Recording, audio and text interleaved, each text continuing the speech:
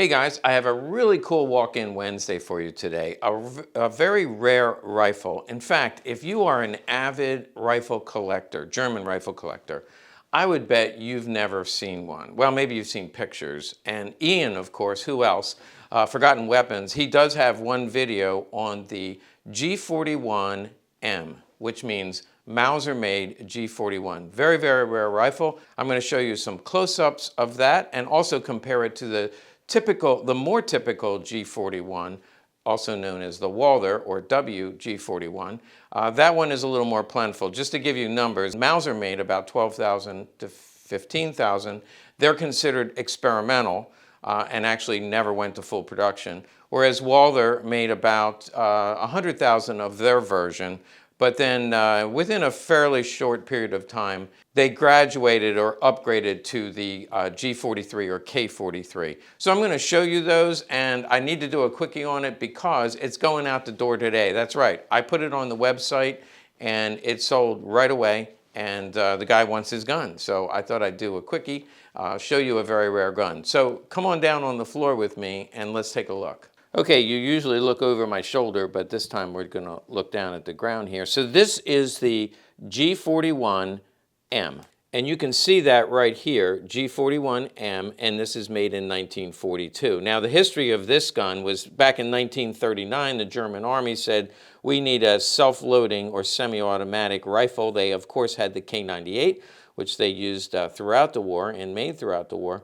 But this was, the German Army said, we need a semi-automatic. I'm sure they were aware of the M1 Garand or Garand.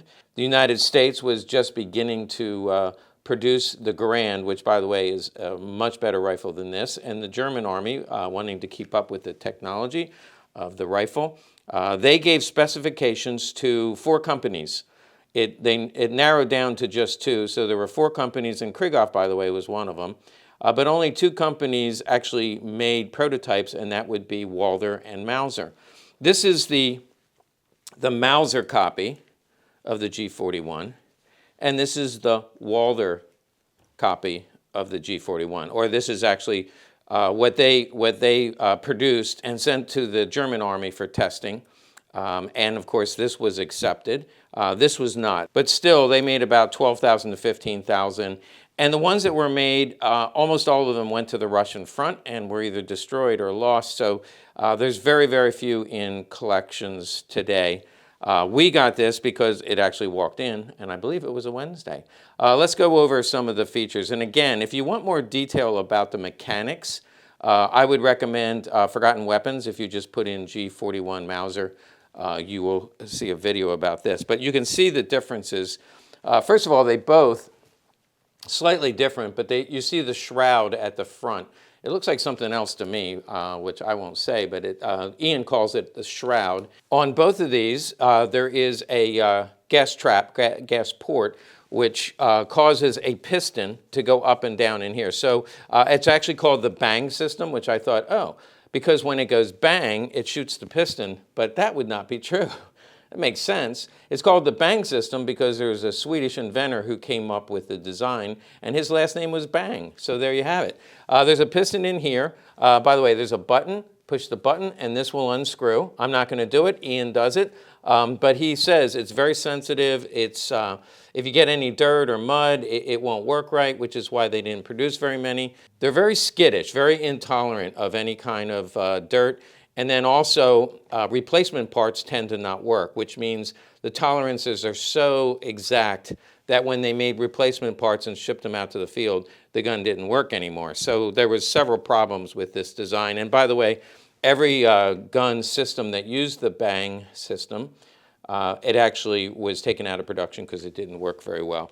This one, which is the Walther, we'll talk about that a little bit more. I featured this before, I think in one of our time machine videos. And I said, this one, look at this receiver. This one looks like it just came out of the factory yesterday. Probably the nicest in the world. I'm going to go with it's the nicest in the world because it's mine. And I'll show you the other features. But let's go through this one. So you see the shroud. There's a piston which pushes the lever, comes all the way down to the bolt. Now what they asked for was something that would work in semi-automatic, but also, in case the system failed, that you could use as a bolt action. And so this one has a bolt, and bolt comes back not easily. Notice the complication of this, and I did take this apart, and it took 3 guys a half a day to figure out how to get it back together again. Watch this bolt. It rotates. Okay, as it goes forward, watch the action right there. See how it rotated? And let's pull it back out again. See the rotation? And these are numbered everywhere, by the way. This is all matching numbers. So the bolt is numbered here. It's numbered here. It's numbered under here. You'll take my word for it, all matching. It's numbered here. It's numbered on the shroud. Everything on this gun is numbered. The bolt is numbered and matching. So let's put this back in. So to get down to the bolt, by the way, so this is fire and safe. It's fairly simple lever. But you push these two together and lift, and there's your bolt action down in here. He talked about the spring being very sensitive and it breaks. The semi-auto function, you can see, or if you have to clear a jam or something like that, you have access. And the specification by the German Army, they wanted all these features. I'll show you another way that this is different. This actually releases the bolt so you can close it. But let's close this back down again. Okay, that's closed back down. If we pull the bolt back so it's charged, it's not held open by the follower, which the Walther version is. It's actually held open by a bar, and you push. It won't go in unless you push this down, and then the bolt goes forward. So it's a very complicated system, a lot more complicated than what I'm presenting to you. But again, if you want more detail, you can go to Ian's Forgotten Weapon, and he takes it all apart. And even he, who is phenomenal with guns, he had a hard time getting it back together, and he talks about how difficult it is to use. Now, one downside to this has been sanded and revarnished. So it has a little more shine than this one, but this has been revarnished. You see on the bottom, matching numbers here, matching numbers here. And right here, there are matching numbers. The font is a lot smaller than I would expect, but I assume it is correct. If there were Waffen stamps, they might have been removed when it was sanded, or this one has a kick plate, and this one does not. So you see the differences in the Mauser version. Again, I'm showing it to you not because it's a phenomenal rifle. In fact, it was somewhat of a failure. Jammed easy, wasn't easy to replace parts, hard to take apart and put back together, and even when you do, then it often wouldn't work right.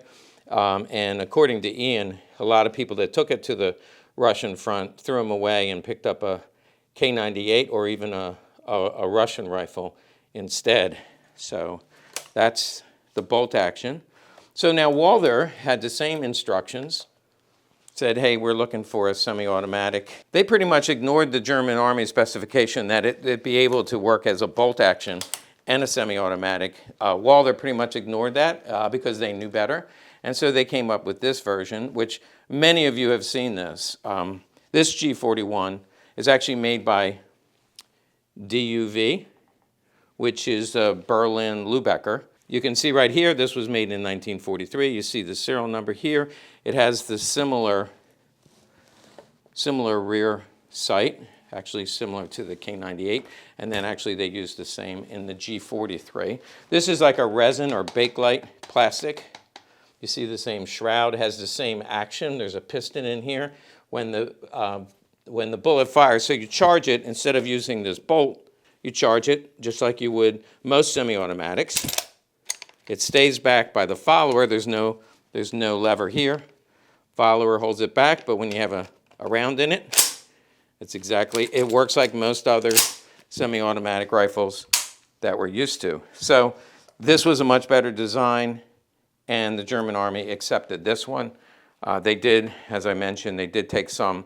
They went to the Russian front. These also went to the Russian front, but this one obviously went nowhere because this is in unissued condition. This is all matching, all original finish, absolutely gorgeous gun.